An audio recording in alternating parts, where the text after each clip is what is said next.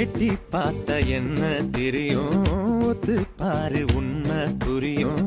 தள்ளி இருந்து நீ பார்த்தா சரியா, பக்கத்துல வந்து பாரு முறையா.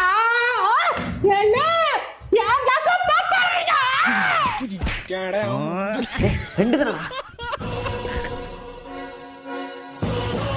எல்லாம் காலையில் 9 மணி ஸ்கூலுக்கு போச்சு, காணோம்.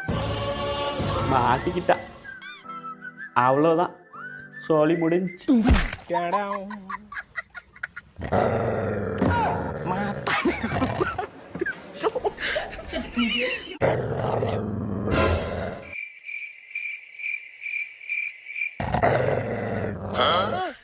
你别笑。